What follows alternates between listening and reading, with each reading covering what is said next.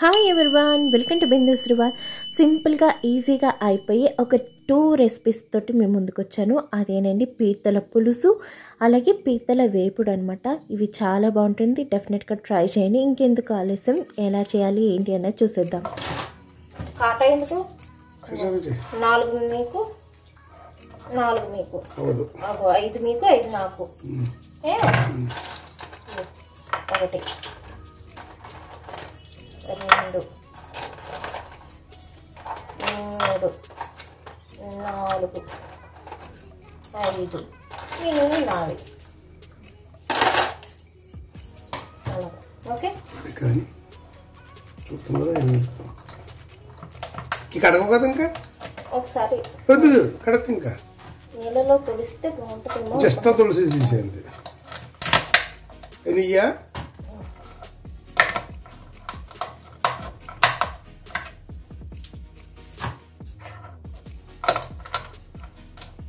మెత్తబడి నూనె పెద్దది పోషణీయుడు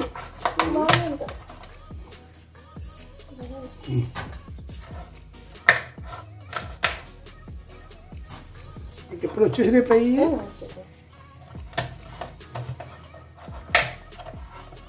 కత్తిపేటకి చాక్కి డిఫరెంట్ ఉంటుంది.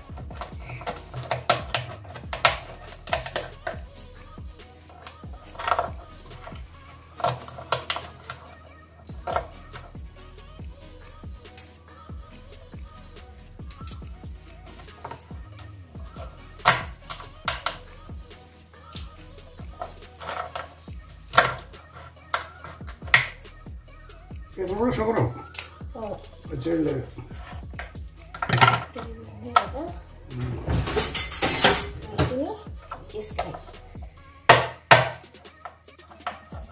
ఆ రకం కూడా కొట్టు, కింద రకం కూడా కొట్టాలా.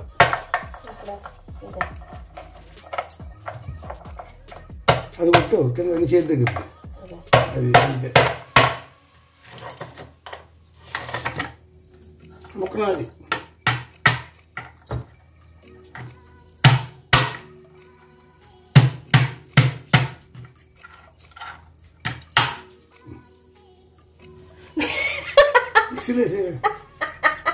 మిక్సీలో వేసే పొడవు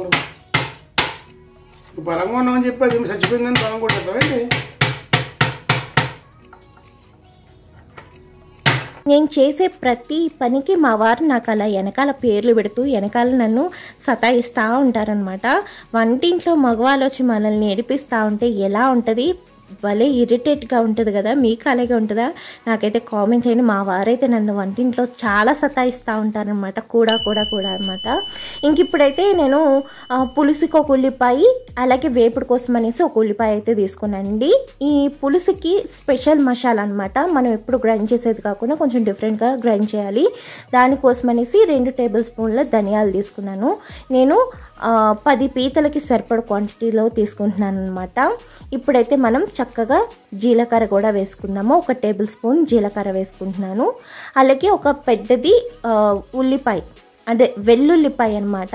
ఇగోని ఈ వెల్లుల్లిపాయ మొత్తం వేసేసుకుంటున్నాను. ఇప్పుడు దీన్ని కచ్చాబచ్చా మిక్సీ పట్టుకొని వచ్చేద్దాము. చూస్తున్నారుగా, ఇలా కచ్చాబచ్చా మిక్సీ పట్టేసాం కదా. మనం ఇప్పుడు ఇందులో ఈ పెద్ద ఆనియన్ని కట్ చేసుకొని వేసుకుందామండి. ఎందుకు అంటే మనకి పులుసుకు వచ్చేటప్పటికి ఉల్లిపాయను కూడా మనం పేస్ట్ కింద, అదే కచ్చాబచ్చాగానే గ్రైండ్ చేసుకోవాలి. ఈ మసాలా అన్నది చాలా బాగుంటుంది. ఈ పులుసు అనేది నేను ఫస్ట్ టైం పెట్టానండి. అసలు ఈ వాయిస్ ఓవర్ ఇచ్చేటప్పటికి ఆల్రెడీ నేను భోజనం చేశాక వాయిస్ ఓవర్ ఇస్తున్నాను అనమాట. అసలు పులుసు ఇంత బాగుంటుందా అని నాకు ఫస్ట్ టైం తెలిసిందనమాట. మా పెద్ద ఆడబిడ్డ గారు చెప్పారు. చాలా అంటే చాలా బాగుందండి పులుసు. పీతల పులుసు నేను ఎప్పుడూ తినలేదనమాట. ఎప్పుడు వండినా సరే పీతల ఎగురో లేదంటే పీతల వేపుడో ఇలాగే చేసేదాన్ని, పులుసు అనేది పెట్టేదాన్ని కాదు.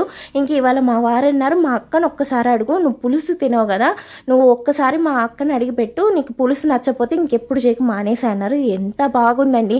ఇప్పుడు ఇలా కట్ చేసుకున్న ఆనియన్స్ని కూడా వేసి ఇలా కచ్చాబచ్చా అయితే మిక్సీ పట్టేసుకోవాలి.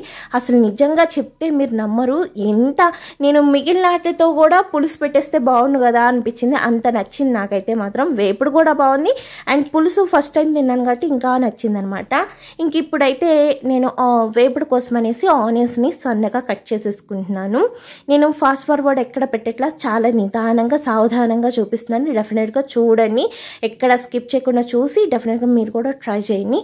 ఇంకా వేపుడుకి వచ్చేటప్పటికి పెద్ద ఘాటు పడద్దు కాబట్టి నేనైతే 3 పచ్చిమిరపకాయలు వేపుడు కోసం అనేసి ఇలా చీరికలు చేసుకుంటున్నా. ఇంకా పులుసుకు కూడా సేమ్ ఒక 4 పచ్చిమిరపకాయ చీరికలు అయితే చేసి పెట్టుకుంటున్నాను. మనకి ఎప్పుడు కూడా ఘాటు అనేది కొంచెం తక్కువ ఉండాలి వేపుడికి. పులుసు అనేటప్పటికి కొంచెం ఘాటు ఎక్కువ ఉంటే బాగుంటుంది. ఇప్పుడు ఈ చాప్ చేసుకునే పక్కన పెట్టేసుకున్నా. ఇప్పుడు నేను 5 పీతల కోసం అనేసి ఒక 50 గ్రాముల చింతపండును అయితే నానబెట్టేసుకున్నాను ఇలాగా. ఇప్పుడు స్టవ్ వెలిగించి స్టవ్ మీద ఇనుప కడాయి పెడుతున్నానండి. పులుసు అన్నది ఇనుప కడాయిలో పెడితే చాలా బాగుంటుంది అనమాట. మీరు కూడా ఒకసారి ట్రై చేయండి.